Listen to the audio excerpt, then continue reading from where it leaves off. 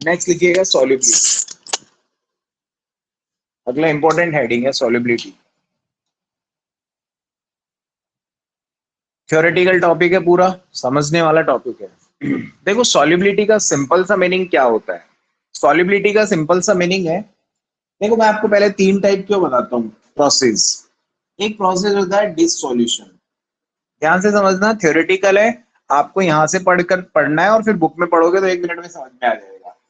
ठीक है, आप क्या कर रहे हो, एक लिक्विड ले रहे हो यहाँ पे, सॉल्वेंट। तीन प्रोसेस बताऊंगा वेरी इंपॉर्टेंट। सॉल्वेंट लिया आपने, इस सॉल्वेंट के अंदर आप कंटिन्यूअसली क्या कर रहे हो, लिक्विड को मिक्स कर रहे हो। लिक्विड मिक्स कर रहे हो मतलब सॉल्यूट को ऐड करते जा रहे हो, ये सॉल्यूट इसमें जाता जा रहा है। ठीक है, अब ये क्या हो रहा है, इसके अंदर डिसॉल्व होता जा रहा है, कंटिन्यूअसली लिक्विड इसमें डिसॉल्व होता जा रहा है। ठीक है, इस प्रोसेस को बोलते हैं डिसोल्यूशन। मतलब क्या है, सॉल्यूट का सॉल्वेंट के अंदर इजीली डिसॉल्व होना। ठीक है, when a solid solute is added continuously in solvent, इस प्रोसेस को हम लोग क्या बोल दिया, डिसॉल्विंग प्रोसेस को डिसोल्यूशन बोल दिया। यहां तक ठीक है, क्या बात समझ में आ गई है। अब क्या होगा, अब क्या हो गया, एक प्रोसेस ऐसी हो गई कि ये लिक्विड पूरा डिसॉल्व हो गया, इसके अंदर पूरा डिसॉल्व हो गया यहाँ तक। अब ये इसकी सरफेस पे जाके इकट्ठा होने लगा है, सरफेस पे इकट्ठा हो गया, इस प्रोसेस को बोलते हैं क्रिस्टलाइजेशन। क्रिस्टलाइजेशन, तीन टॉपिक बताऊंगा वेरी इंपॉर्टेंट। सबसे पहले तो क्या किया, लिक्विड को सॉल्वेंट के अंदर डिसॉल्व किया, वो डिसॉल्व हो रहा है, इस प्रोसेस का नाम है डिसोल्यूशन। ठीक है, उसके बाद क्या हुआ, इस लिक्विड के अंदर, सॉरी ये जो सॉल्वेंट है, इस सॉल्वेंट में वो लिक्विड क्या होता जा रहा है, डिसॉल्व होता जा रहा है। या सॉलिड ले लो, इसको ऐसा करो, सॉलिड ज्यादा ठीक रहेगा। जैसे मैं आपको एक एग्जांपल नमक का दे देता हूँ, उससे इजी समझ में आ जाएगा। जैसे आप क्या करो, पानी लो, एक काम करना आज घर पे, पानी लेना, फालतू नमक तो मत खराब करना ज्यादा। ये पानी लेना आप लिक्विड, इस लिक्विड के अंदर NaCl डाल दो, बताओ इसमें डिसॉल्व होगा कि नहीं होगा, बिल्कुल होगा, इसमें डिसॉल्व होता चला जाएगा। मतलब आप कौन सी प्रोसेस कर रहे हैं, डिसोल्यूशन। ठीक है, उसके बाद क्या होगा, काफी क्वांटिटी इसमें मिक्स हो गई सपोज करो, अब नमक क्या होगा, इसकी सरफेस पे प्रेजेंट हो जाएगा, इस सरफेस पे प्रेजेंट, डिसॉल्व होने के बाद की बात बता रहा हूं। फिर इस प्रोसेस को बोलते हैं crystallisation.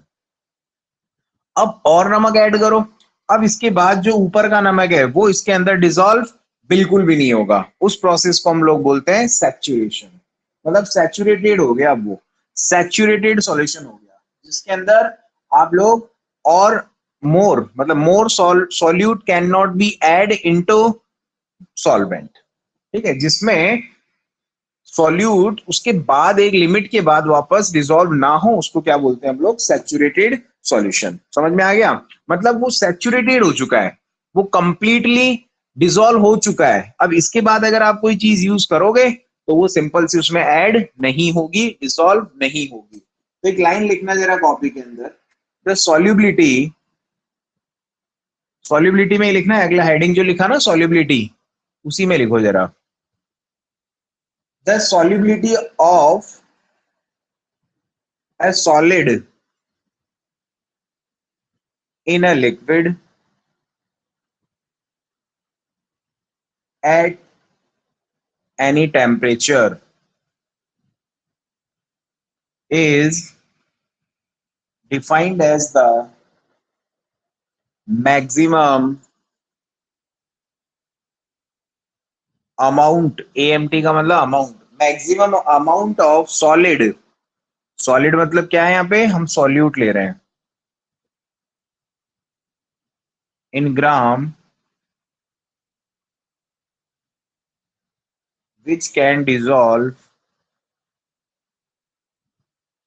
which can dissolve, double S लिख लेना, which can dissolve in 100 ग्राम of liquid। लिक्विड का मतलब सॉल्वेंट, टू फॉर्म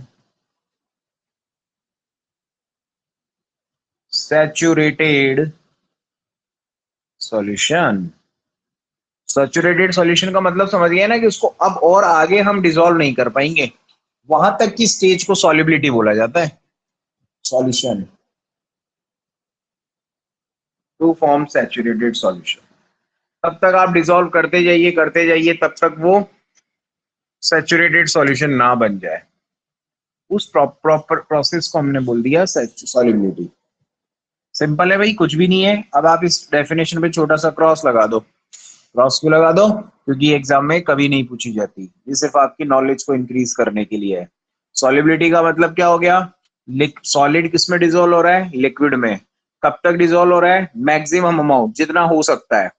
जितना आप उसको डिसॉल्व कर रहे हो करते जाओ, एक स्टेज आ जाएगी जहां पर सैचुरेशन आ जाएगा, मतलब वो उसके अंदर और आगे डिसॉल्व नहीं होगा। इस स्टेप को हम लोग बोलते हैं सैचुरेटेड सॉल्यूशन। ठीक है भाई, चलो।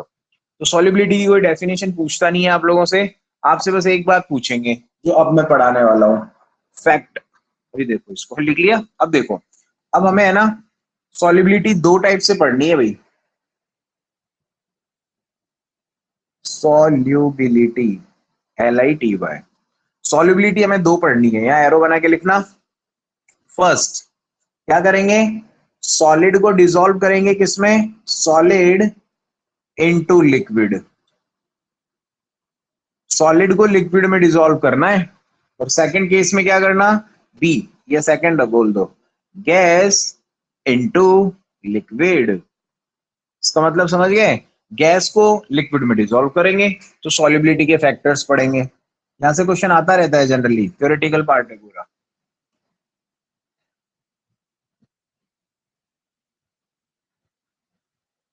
मतलब क्या है भाई, समझ गए क्या? यहाँ पर देखना, एक कंटेनर है, इसके अंदर ये लिक्विड है, और इस लिक्विड के अंदर सॉलिड डाला हुआ है, सॉलिड नमक डाल रखा है आपने। ठीक है, तो यहाँ ये तो है सॉल्वेंट, और ये सॉलिड क्या है? सॉल्यूट। यहाँ की बात करते हैं, ये वाटर है, ये लिक्विड है। दोनों में लिक्विड लिक्विड है नीचे, बट यहाँ क्या पार्टिकल्स हैं? गैसियस पार्टिकल है। आप समझ गए क्या पढ़ना है हम लोगों को? दोनों में सॉल्वेंट लिक्विड है, लेकिन सॉल्यूट का जो स्टेट ऑफ मैटर है वो चेंज किया हुआ है। यहाँ पर सॉलिड डिसॉल्व कर रहे हैं, और यहाँ क्या डिसॉल्व कर रहे हैं? गैस डिसॉल्व कर रहे हैं। फर्स्ट लिखना भाई ए, या ये जो भी ए डाला फर्स्ट लिखना। फैक्टर या फैक्टर्स कर लेते हैं। Factor affecting the solubility. Factor affecting the solubility of a solid into liquid. ये फर्स्ट हेडिंग है, इतना बड़ा बड़ा होने से कोई मतलब नहीं होता। फैक्टर्स कौन कौन से डिपेंड करेंगे सॉल्युबिलिटी पे? कब? जब सॉलिड को आप किस में डिसॉल्व कर रहे हैं? लिक्विड में, मतलब ये first case. Factor affecting the solubility of a solid into liquid. Solid को जब लिक्विड में डिसॉल्व कर रहे हैं, कौन कौन से फैक्टर पे ये अफेक्टेड होगा? ये जो चीज है ना सॉल्युबिलिटी, किन किन फैक्टर से अफेक्टेड हो जाएगी? हो गया? अब ध्यान से समझना, इसमें दो ही फैक्टर पढ़ने हैं हम लोगों को। अरे भाई, समझ में तो आ रहा है ना क्या कर रहे हैं? लिक्विड लिया है हम लोगों ने, पानी ले लो पानी, और पानी के अंदर नमक डाल दो, मतलब सॉलिड डाल दो। तो फिर क्या करोगी? सॉल्युबिलिटी बढ़ जाए। क्या करोगी? सॉल्युबिलिटी कम हो जाए। मतलब सॉल्युबिलिटी कैसे डिस्टर्ब हो सकती है? यहाँ क्या लिया? सेकंड केस जब पढ़ेंगे वहां लिक्विड ही लेना है, लेकिन क्या डाल दो? गैस। जैसे आपने कोल्ड ड्रिंक देखा है, कोल्ड ड्रिंक कोको कोला, उसमें क्या होता है? लिक्विड होता है, और उसके ऊपर आप देखते हो गैसियस पार्टिकल्स होते हैं, CO2। वो वाला केस यहाँ पढ़ेंगे। अभी हम नमक और पानी का केस पढ़ रहे हैं। चलो, factor affecting solubility of a solid into liquid. इसमें फर्स्ट ए डाल के लिखना, nature of solute and solvent. इसमें भी फर्स्ट हेडिंग है A, nature of solute and solvent.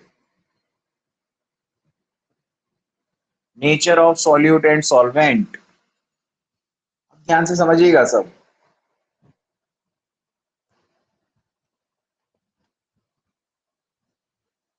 बस अब समझ लीजिए। देखो भाई, सॉल्यूट है और सॉल्वेंट है, क्या है? ध्यान से देखना, कोई लिखेगा नहीं। आप लोग क्या करते हो? सॉल्यूट को सॉल्वेंट के अंदर डिसॉल्व करते हो, सही बात है। चलो, सॉल्यूट लाइक, डिसॉल्व, लाइक। इसका मतलब क्या है भाई? इसका मतलब है अगर आपके पास में सॉल्यूट पोलर है तो वो सॉल्वेंट भी कैसा होना चाहिए? पोलर ही होना चाहिए। इसको भी मैं बोल रहा हूँ डिसॉल्व। अभी सब समझ में आ जाएगा, चिंता ना करें। अगर आपके पास में सॉल्यूट नॉन पोलर है, डिसॉल्व, नॉन पोलर। अब क्या मीनिंग है इसका? आप क्या कर रहे हो? सॉल्यूट कैसा ले रहे हो? सॉलिड। सॉल्वेंट कैसा ले रहे हो? लिक्विड। ठीक है भाई।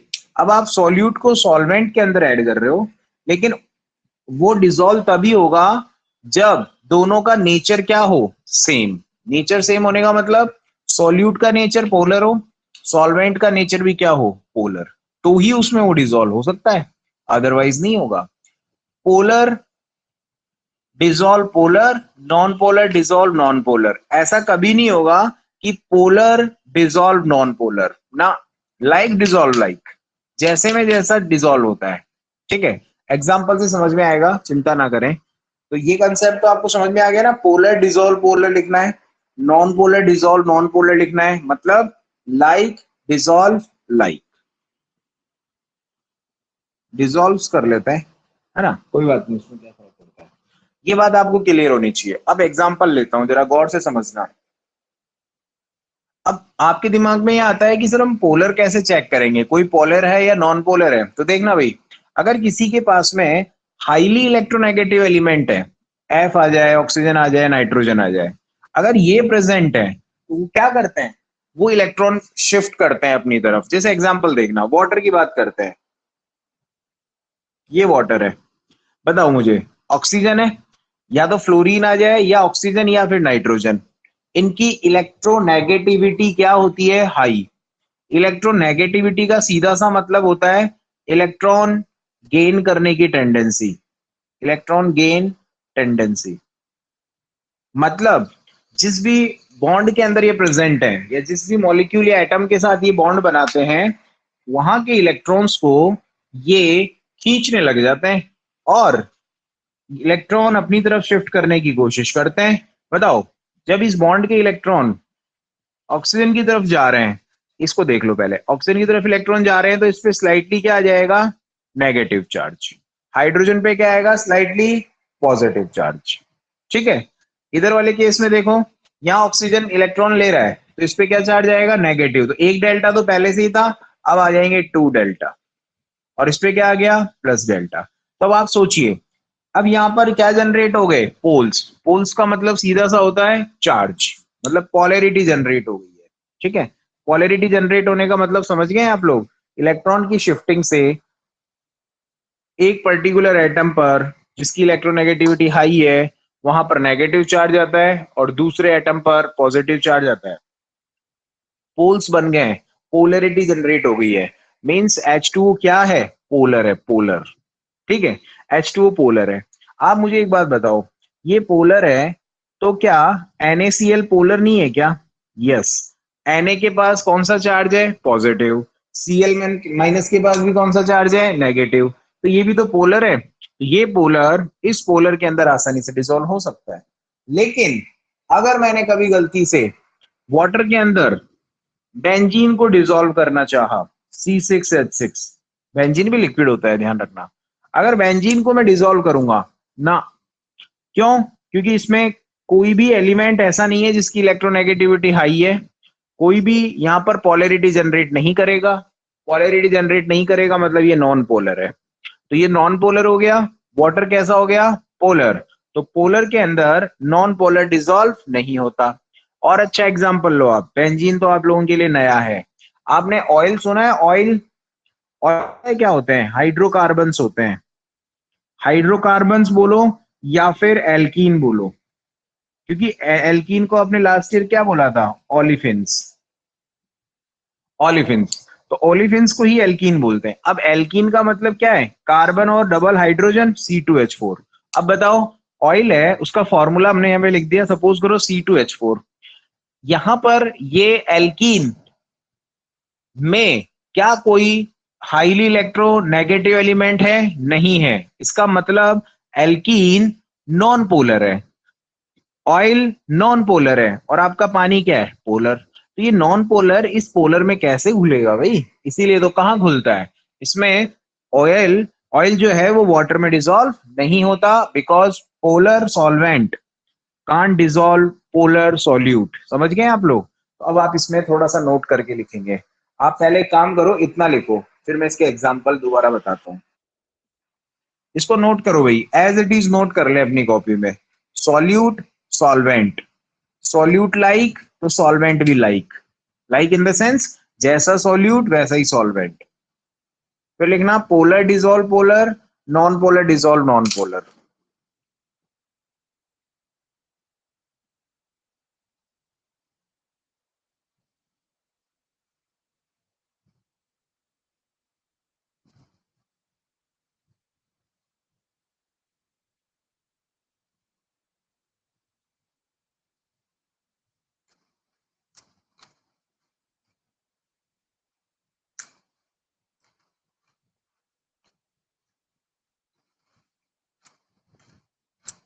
हो गया? चलो अब लिखो जरा, यहां लिखना ऑक्सीजन, यहां लिखना hydrogen, negative delta, positive delta, positive delta. यहाँ 2 डेल्टा क्यों लिख रहा हूं पता चला क्या? एक तरफ तो इधर से इलेक्ट्रॉन खींच रहा है और एक तरफ इलेक्ट्रॉन इधर से खींच रहा है, एक माइनस तो इसकी वजह से आया, एक माइनस इसकी तरफ से आया है। मीन्स वाटर क्या है, पोलर, सॉल्यूट या सॉल्वेंट ले लो, चलो वाटर पोलर सॉल्वेंट हो गया यहाँ पे। ओके, अब लिखना, सपोज करो NaCl यहां लिख देता हूं, Na प्लस Cl माइनस, ये क्या है, ये भी क्या है, पोलर। क्या है ये, सॉल्यूट। तो वाटर भी पोलर हो गया और NaCl भी क्या हो गया, पोलर हो गया। इसका मतलब पोलर पोलर में घुल सकता है भाई। तो नेचर पे डिपेंड किया कि नहीं किया? अगर सपोज करो सॉल्यूट का नेचर मैं ले लेता नॉन पोलर, तो फिर ये डिजोल्व नहीं होता। तो इसका नेचर और इसका नेचर शुड बी सेम, दोनों का नेचर सेम होना चाहिए।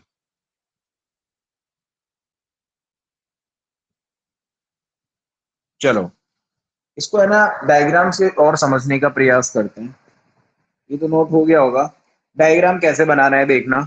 देखो मेरे पास में वाटर है, कोई लिखेगा नहीं अभी, यहाँ पे मैंने वाटर ले लिया, ये वाटर मॉलिक्यूल है, इस पे नेगेटिव चार्ज आ गई 2 डेल्टा और ये पॉजिटिव। अब मैं क्या कर रहा हूँ देखना, इसको मैं इस तरीके से भी लिख सकता हूँ, ये ऑक्सीजन है ना, ऑक्सीजन पे नेगेटिव चार्ज है तो ये मैंने ऑक्सीजन बना दिया और माइनस चार्ज, और इसके पास में दो छोटे छोटे क्या लगे हुए हैं, H प्लस। वैसे भी आपको पता है कैटाइन का साइज छोटा होता है, एनाइन का साइज बड़ा है, तो मैं वाटर को ऐसे रिप्रेजेंट कर रहा हूँ भाई। समझ गया ना कैसे किया है? ऑक्सीजन के प्लेस पे O माइनस लिख दिया, मतलब स्फेयर लिख दिया और माइनस लिख दिया। हाइड्रोजन के प्लेस पे स्फेयर के अंदर पॉजिटिव और इस हाइड्रोजन को ये पॉजिटिव। अब देखना जरा गौर से, इंटरेस्टिंगली क्या होता है। यहाँ पर मेरे पास में NaCl है, इसको डायग्राम की हेल्प से शो कर रहे हैं, NaCl। अच्छा Na पॉजिटिव है, Cl नेगेटिव है। ओके, अब बताओ, Na को मैं लिखता हूं पॉजिटिव और Cl माइनस को लिखता हूं नेगेटिव। सिंबॉलिक रिप्रेजेंटेशन है। यहाँ H2O को ऐसे बना दिया, NaCl को ऐसे बना दिया। अब क्या होगा जरा देखना, बहुत इंटरेस्टिंग है। अब आप लोगों का ये जो पॉजिटिव है और ये जो आप लोगों का नेगेटिव है, नेगेटिव को बैक साइड ले गया मैं, सपोज करो पीछे की तरफ है, तो मुझे एक बात बताओ, क्या वाटर के सारे नेगेटिव इससे अट्रैक्ट नहीं होंगे क्या? बिल्कुल होंगे। मतलब कैसे होगा ये इसका पॉजिटिव, ये इसका पॉजिटिव, ये वाटर है। दूसरा केस देखना, ज्यादा नहीं बनाएंगे वरना कॉम्प्लेक्सिटी बढ़ जाती है, ज्यादा ही बड़ा हो गया, छोटा कर लेना आप। देखो क्या किया, ये जो पॉजिटिव है ये किसका है, NaCl का, और ये नेगेटिव किसका है, H2O का। तो यहां पर क्या होता है, वेरी इंपॉर्टेंट, स्टार बना के लिख रहा हूं, स्ट्रॉन्ग, पहले भी बताया मैंने कई बार, strong electrostatic force of attraction. आज के बाद से रट लो, जब भी पॉजिटिव और नेगेटिव के अट्रैक्शन की बात करेंगे, हमेशा उनके बीच में अट्रैक्शन कौन सा होगा? Strong electrostatic force of attraction. दोबारा सुनना क्या बोल गया मैं। देखो यहां पर मैंने NaCl को कैसे लिख दिया, ये Na प्लस और Cl माइनस। Na प्लस यहां है, Cl माइनस कहां चला गया है? ये एक काम करो, ये Na प्लस वाला बना लो पहले। अब देखो Na प्लस यहाँ है, तो इस Na प्लस से वाटर का माइनस ऐड हो गया है, ऐड हो गया है ना, और उसके हाइड्रोजन इस तरीके से ऐड हो गए।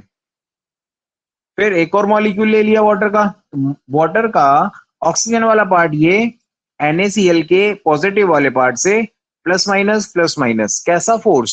Strong electrostatic force of attraction बन गया इनमें। अब ये इसमें डिसॉल्व हो सकता है। अब क्या बचा भाई, जरा देखना।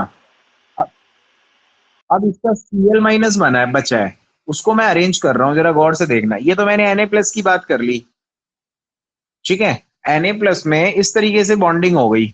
अब Cl माइनस की बात कर रहा हूं, इसका जो Cl माइनस है, ठीक है, वो कैसे होता है देखना जरा। हटा रहा हूं इसे, ये तो नोट हो गया, इसे नोट कर लीजिए पहले।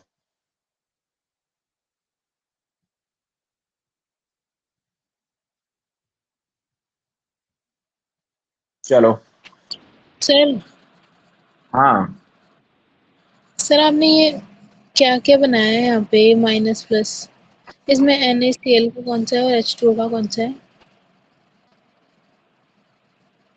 देखो, ये वाला नहीं, ये सर, नीचे नीचे अपने हाँ वही मैं बता रहा हूँ। इलेक्ट्रोस्टैटिक करी। हाँ ये स्पेयर है ना, इस स्पेयर के पास में अगर दो छोटे छोटे स्पेयर लगे हैं, मतलब ये कौन है? H2 है भाई। ये देखो इधर, ये ऑक्सीजन, ये रही ऑक्सीजन, ये पॉजिटिव पॉजिटिव, ये रहे दोनों पॉजिटिव पॉजिटिव। मतलब अगर तीन स्फेयर की बात करते हैं, वो तो क्या है? वो तो आपका वाटर मॉलिक्यूल है, ठीक है। तो देखो इधर, ये रहा नेगेटिव और ये इसके साथ में दो पॉजिटिव लगे हैं, ये तो किसका मॉलिक्यूल है? वाटर का। ये रहा नेगेटिव, इसके दो पॉजिटिव लगे हुए हैं, मतलब ये दो मैंने वाटर मॉलिक्यूल बनाए, ओके। और ये जो पॉजिटिव है, ये किसका है? NaCl का, ये लिखा हुआ है साफ साफ। ये वाला पॉजिटिव किसका है भाई? NaCl का है। और ये वाला देखो एरो बना के लिखा है मैंने, H2O, और ये भी क्या है? H2O। हाँ,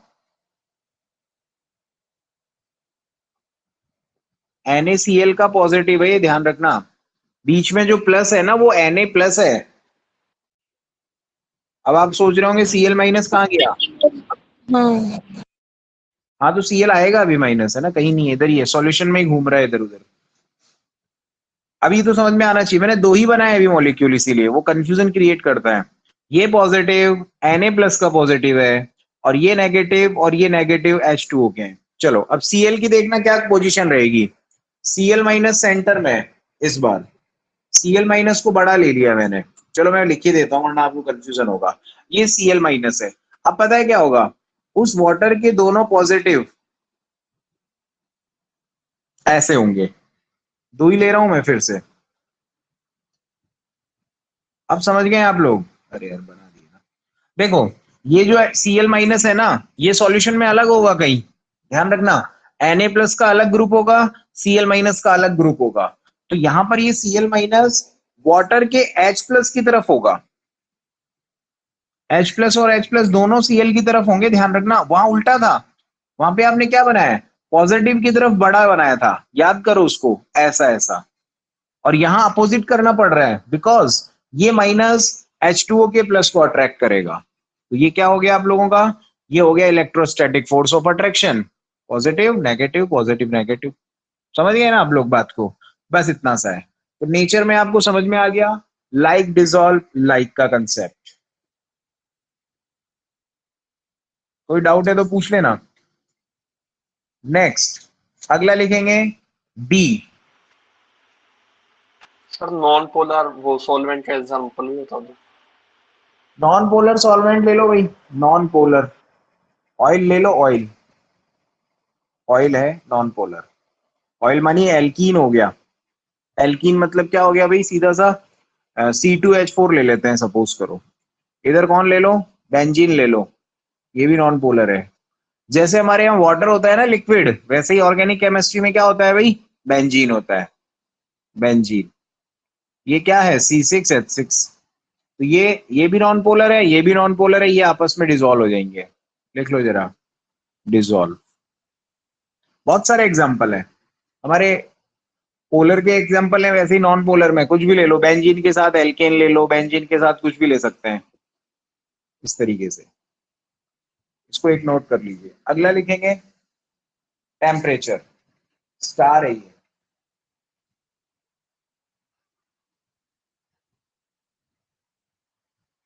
सेकंड बी लिखना टेम्परेचर, ऊपर लिखूंगा थोड़ा सा।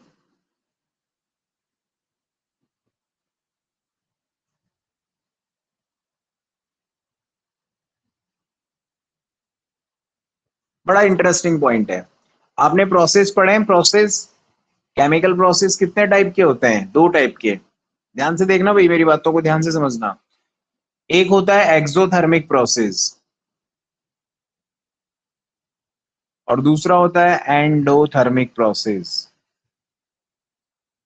यही पढ़े हैं हमने। एक्सो का मतलब होता है हीट का बाहर निकलना, हीट रिलीज होना। एक्सो है हीट रिलीज।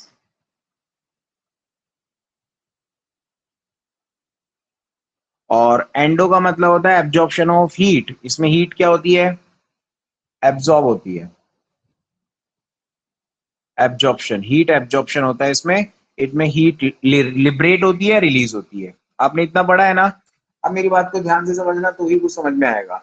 ये कंटेनर है, इस कंटेनर के अंदर मैंने कोई सॉलिड ले रखा है और इसका मैं टेम्परेचर रेज कर रहा हूँ। ये भी एक सॉलिड है, लिक्विड के अंदर मैं क्या मिक्स कर रहा हूँ? सॉलिड मिक्स कर रहा हूँ, और ये लिक्विड है। अब देखो जरा, इसमें भी टेम्परेचर रेज कर रहा हूँ, ध्यान से समझना। ये प्रोसेस है, इस प्रोसेस के अंदर आप लोग टेम्परेचर बढ़ा रहे हो, और ये खुद जो प्रोसेस हो रहा है वो भी हीट को क्या कर रहा है? एब्जॉर्ब कर रहा है। मतलब ये लिक्विड और ये सॉलिड टेम्परेचर रेज करने से हीट को क्या करेंगे? एब्जॉर्ब करेंगे। तो बताओ इस पर्टिकुलर सिस्टम की हीट क्या हो गई है? बढ़ जाएगी, क्योंकि एक तो खुद अपना सॉल्यूशन जो है वो टेम्परेचर बढ़ा के बैठा है, मतलब हीट को बढ़ाकर बैठा है। क्यों? क्योंकि ये हीट को क्या करते हैं? एब्जॉर्ब करते हैं। और एक आप टेम्परेचर बढ़ा रहे हो, तो पर्टिकुलर ये जो हीट है, इसकी वजह से बताओ सॉल्युबिलिटी क्या हो जाएगी? बढ़ जाएगी। सॉल्युबिलिटी क्या हो गई? इंक्रीज हो गई। क्यों? क्योंकि देखो टेम्परेचर भी रेज हो रहा है, एक तो वैसे टेम्परेचर बढ़ रहा है, दूसरा ये जो सिस्टम है वो हीट रिलीज भी कर रहा है। तो पर्टिकुलर ये जो आपका ये है सॉल्यूशन, इस सॉल्यूशन का ओवरऑल टेम्परेचर क्या हो गया, या ओवरऑल हीट क्या हो गई एज कंपेयर टू बिफोर? पहले के तुलना में क्या हो गई है? बढ़ गई है। तो सॉल्युबिलिटी क्या हो गई? बढ़ गई। रिपीट कर दो। ये ध्यान रखना भाई, वेरी इंपॉर्टेंट। तो अगर आप बात कर रहे हो एंडोथर्मिक प्रोसेस की, एंडोथर्मिक प्रोसेस में अगर आप बात कर रहे हो टेम्परेचर को रेज करने की, तो सॉल्युबिलिटी क्या होती है? इंक्रीज होती है। ध्यान रखना। अब इधर आ जाइए, इधर क्या हो रहा है? इधर टेम्परेचर बढ़ा रहे हो, लेकिन यहां से हीट क्या होती जा रही है? रिलीज होती जा रही है। तो यहां पर क्या हो गया? सॉल्युबिलिटी डिक्रीज हो गई है। सॉल्युबिलिटी क्या हो गई? डिक्रीज। तो दोनों में बहुत जबरदस्त डिफरेंस है। एग्जाम में ध्यान से पढ़िएगा क्या पूछा है। Effect of temperature on solubility of solid into liquid. उसमें दो प्रोसेस याद रखने हैं, एक्सोथर्मिक और एंडोथर्मिक। यहाँ टेम्परेचर इंक्रीज कर रहे हो, हीट क्या हो रही है? रिलीज हो रही है। हीट रिलीज हो रही है तो पर्टिकुलर सिस्टम का हीट डाउन हो गया। डाउन होने से क्या हो गया? सॉलिबिलिटी डिक्रीज हो गई। लेकिन यहाँ क्या हो रहा है? टेम्परेचर रेज हो रहा है, हीट भी एब्जॉर्ब हो रही है, तो पर्टिकुलर सिस्टम का हीट इंक्रीज हो रहा है। हीट बढ़ने से क्या होता है? सॉलिबिलिटी बढ़ जाती है। एक ठंडे पानी में किसी चीज को डिसॉल्व करो, एक गर्म पानी में किसी चीज को डिसॉल्व करो, तो ये गर्म पानी वाला केस हो गया है और ये लगभग ठंडे पानी वाला केस हो गया। इसे नोट कर लीजिए फटाफट से।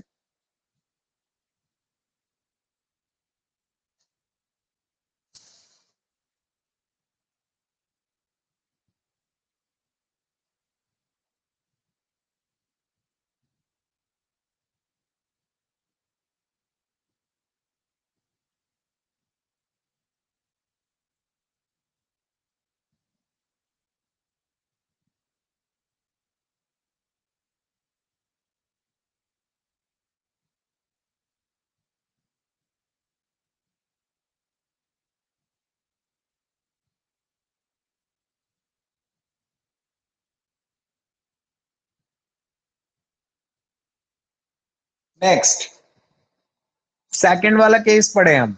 फर्स्ट ये हमने कौन सा पढ़ा है, solubility of solid into liquid.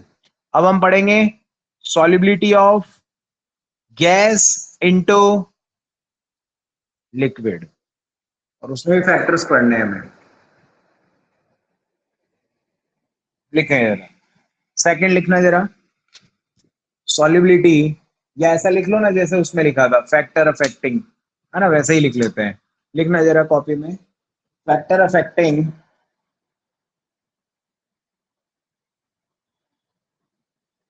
The solubility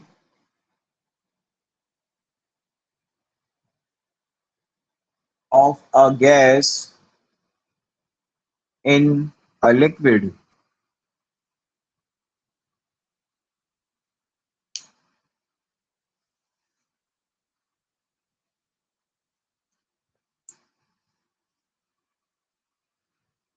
हो गया। चलो इसमें भी ए वही पॉइंट है, कौन सा, नेचर। तो लिखिएगा फर्स्ट, नेचर ऑफ गैस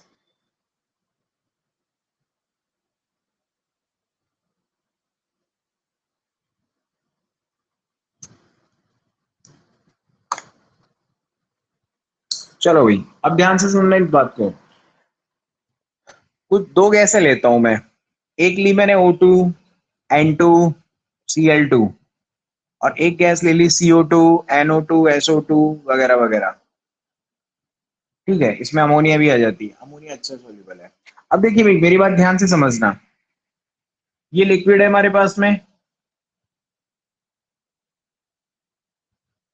इस लिक्विड के अंदर आप डिसॉल्व करना चाहते हैं गैस को। आप लोगों को बहुत अच्छे से पता है कि गैस लिक्विड में डिसॉल्व हो सकती है, लेकिन कैसे हो सकती है। पहले गैस का लिक्विफिकेशन होता है। लिक्विडिफिकेशन का मतलब क्या होता है कि गैसियस पार्टिकल बहुत दूर होते हैं, आप क्या करें, इसको क्लोज करके आए। क्लोज करेंगे मतलब इसको लिक्विड बना सकते हो आप। गैस हमेशा लिक्विड फॉर्म कर सकती है, क्योंकि गैसियस पार्टिकल दूर दूर होते हैं, लिक्विड के अंदर पार्टिकल्स क्लोज होते हैं। तो आप क्या करें, गैसियस पार्टिकल पर प्रेशर लगा सकते हो, और प्रेशर लगाकर आप क्या कर सकते हो, इन्हें नजदीक ला सकते हो, और नजदीक लाके किसके कॉन्फ़िगरेशन में इनको ले सकते हो, लिक्विड के कॉन्फ़िगरेशन में ये लोग आ सकते हैं। तो वो गैस जो इजीली लिक्विफाई होगी वो वाटर में अच्छे से डिसॉल्व होती है, ध्यान रखना। और कुछ गैसें ऐसी होती हैं जो इजीली लिक्विफाई नहीं होती, जैसे CO2 की बात करो। आप कभी बॉटल देखना कोल्ड ड्रिंक की, उसके ऊपर बबल्स फॉर्म में CO2 प्रेजेंट होती है। हम लोग चाहते हैं कि वो उसके अंदर डिसॉल्व हो जाए, तो हमें उसको क्या करना पड़ता है, प्रेशर लगाना पड़ता है। वो इजीली लिक्विफाई नहीं होगी, उसको जबरदस्ती करना पड़ेगा। तो कुछ गैसें तो ऐसी हैं जो इजीली लिक्विफाई हो जाएंगी।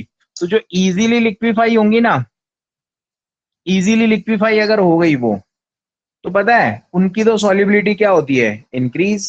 सॉल्युबिलिटी क्या होगी उनकी, इंक्रीज। और वो गैस हैं जो डोंट गेट इजीली लिक्विफाइड, जिनका लिक्विफिकेशन आसानी से नहीं होता, उनकी सॉल्युबिलिटी क्या हो जाएगी, डिक्रीज। तो यहाँ पे मैं लिख रहा हूं साफ साफ, यहाँ पे लिख रहा हूं, डज नॉट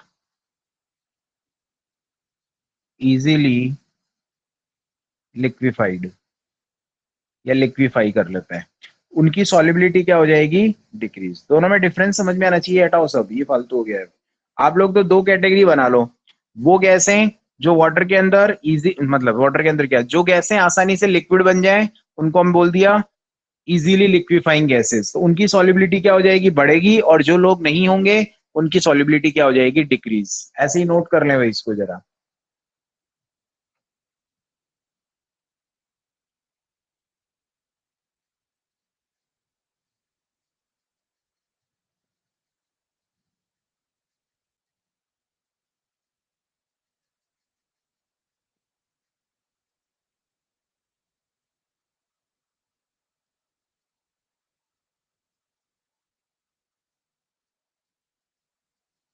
नेक्स्ट लिखेंगे टेम्परेचर।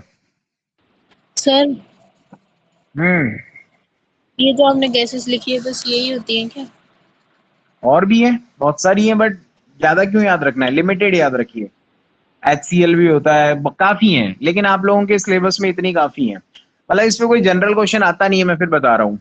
इस पे तो ये तो सिर्फ आपकी नॉलेज को इंक्रीज करने के लिए बना रहे हैं, ठीक है। सेकंड लिखिएगा टेम्परेचर। देखो भाई टेम्परेचर की बात करते हैं। अब इसमें तो कुछ भी दिमाग नहीं लगाना, एक डायग्राम बनाऊंगा और आप समझ जाएंगे। ये कंटेनर है, सेकंड बी पॉइंट, और इस कंटेनर में लिक्विड भरा हुआ है, और यहां पर क्या है, गैसियस पार्टिकल्स हैं। ये रहे गैसियस पार्टिकल।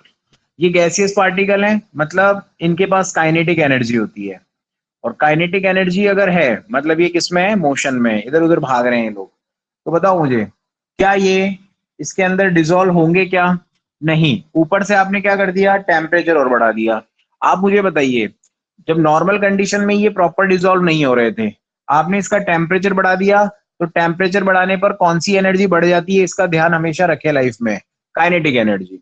जितना ज्यादा टेम्परेचर होगा उतनी ज्यादा काइनेटिक एनर्जी होगी। तो आपने क्या किया, गैसियस पार्टिकल्स को टेम्परेचर दे दिया, टेम्परेचर देने से इनकी कौन सी एनर्जी इंक्रीज हो गई, काइनेटिक एनर्जी इंक्रीज हो गई।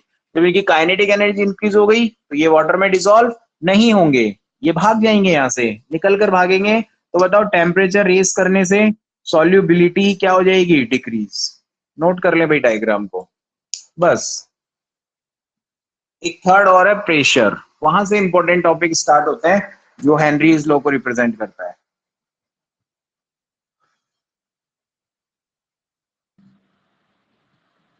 सर इसमें एंडोएक्सो नहीं होगा?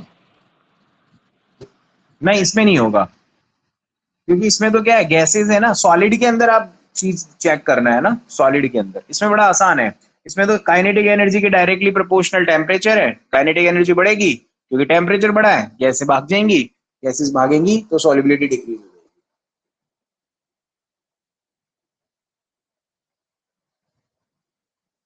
मतलब gases is usually expelled out, expelled हो जाती हैं, बाहर चली जाती हैं।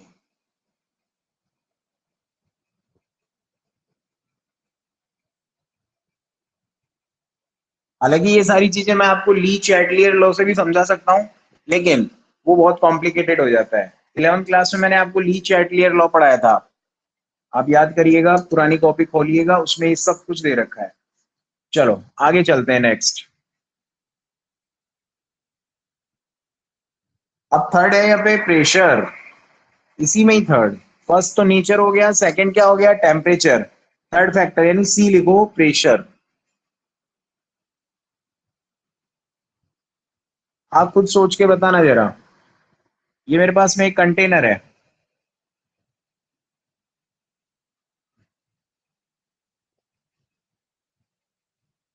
ये कंटेनर है, इसमें लिक्विड है, गैसियस पार्टिकल है। यहाँ पे प्रेशर को बढ़ाने के लिए मैंने पिस्टन लगा दिया है। पिस्टन क्या होता है पता है ना, इंजेक्शन के बैक साइड वो लगा होता है ना, उसको पिस्टन की तरह यूज कर सकते हो इंजेक्शन में, जिसमें हम प्रेस करते हैं और पार्टिकल्स आगे भागते हैं, ये पिस्टन है। यहाँ प्रेशर है और नीचे की तरफ जा रहा है ये। आप सोच कर बताइए मुझे, यहाँ पर क्या होगा, सॉल्युबिलिटी क्या हो जाएगी, इंक्रीज। क्यों, पहले पार्टिकल्स इधर उधर भाग रहे थे काइनेटिक एनर्जी की वजह से, जब इधर उधर भाग रहे हैं तो क्या हो रहा है, सॉल्युबिलिटी कम है, लेकिन ऊपर से प्रेशर आ रहा है भाई, इस पार्टिकल पे प्रेशर आया, ये नीचे की तरफ भागा, ये भी नीचे भागा। तो जैसे जैसे प्रेशर इंक्रीज करते हैं सॉल्युबिलिटी क्या हो जाती है, डिक्रीज। अब मेरी बात ध्यान से समझिएगा, यहाँ पर ये जो पार्टिकल्स हैं गैसियस पार्टिकल, इनका एक नाम याद रखना। क्या नाम है इनका, gas dissolved in a liquid. ये क्या नाम हुआ सर, देखो नाम ये हुआ मास ऑफ ए गैस, ऐसे लिखना, sorry, mass of A gas. ऐसा याद रखना कि ये एक मास है, मतलब उसके अमाउंट को, जो गैस डिसॉल्व हो रही है ना, उसके अमाउंट को मैंने क्या बोल दिया है, mass of A gas dissolve in a liquid. ये पूरा लाइन याद होना चाहिए। इसको मैं किससे रिप्रेजेंट करूंगा, एम से। मतलब प्रेशर बढ़ेगा तो जो मास ऑफ गैस है, गैस का जो मास है जो लिक्विड में डिसॉल्व हो रहा है, वो क्या होने लगेगा, इंक्रीज। इसका मतलब सर आप एक बात कहना चाहते हो, हम समझ गए, mass is directly proportional to pressure. मतलब क्या, जितना ज्यादा प्रेशर अप्लाई होगा उतना ज्यादा मास, कौन सा मास, गैस का मास, कौन सा, जो डिसॉल्व हो रहा है। इसमें लिखा है mass of A gas dissolve in a liquid, वो क्या होगा, इंक्रीज। ये किसने बोला, हेनरीज लॉ। तो आप एक लाइन लिखना है एरो बना के, द इफेक्ट ऑफ प्रेशर, इसको बाद में नोट करेंगे, लिखना the effect of pressure, the effect of pressure on solubility, the effect of pressure on solubility of a gas in a liquid, the effect of pressure on the solubility of a gas in a liquid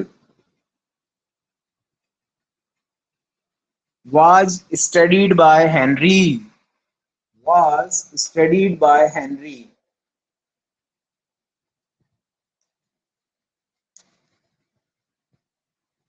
मतलब pressure का solubility पे effect किसने study किया? Henry ने। तो लिखना and is called Henry's law.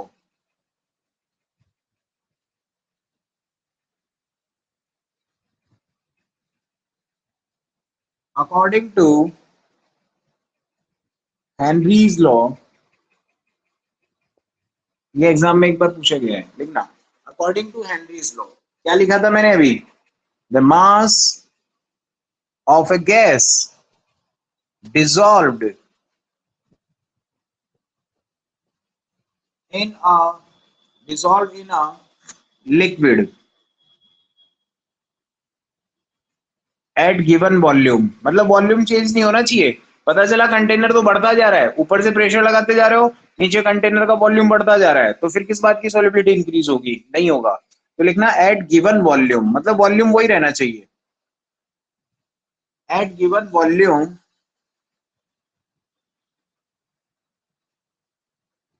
the mass of a gas dissolved in a liquid at given volume is directly proportional to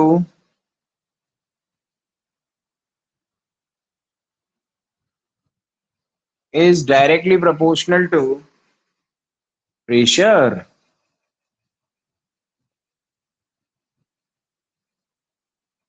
M is directly proportional to P. M is equals to KHP. KH कौन है? Constant. Henry's constant.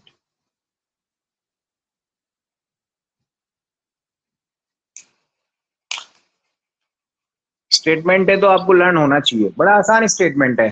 The mass of a gas dissolve in a liquid is directly proportional to the pressure. बस खत्म, solubility की बात चल रही है pressure में, बट इसने सॉल्युबिलिटी वर्ड डायरेक्ट यूज नहीं किया। इसने पता है क्या बोला? मास of a gas dissolve in a liquid, मतलब गैस का वो मास जो उसमें डिसॉल्व हो रहा है, मतलब वही सॉल्युबिलिटी हो गया इनडायरेक्टली। चलो, यहाँ तक कोई डाउट है तो पूछ लीजिए, बाकी हम कल पढ़ेंगे नेक्स्ट क्लास में। सर ये डेंसिटी भी तो हो सकती है ना? क्या कह रही है? डेंसिटी, मतलब ये जो डेंसिटी M, क्या? कौन?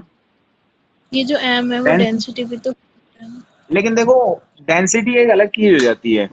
यहाँ पे देखना, density is equal to mass upon volume होता है।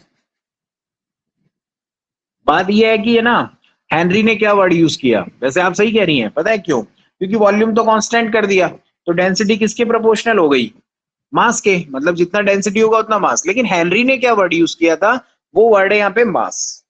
मास ही डेंसिटी हो सकता है, लेकिन अकॉर्डिंग टू यू या अकॉर्डिंग टू अस, लेकिन हेनरी ने उसको क्या वर्ड दिया था? मास। तो हमें मास ही लिखना है, क्योंकि कांस्टेंट वॉल्यूम पे मास और डेंसिटी डायरेक्टली प्रोपोर्शनल है। लेकिन आपको किसका स्टेटमेंट लिखना है?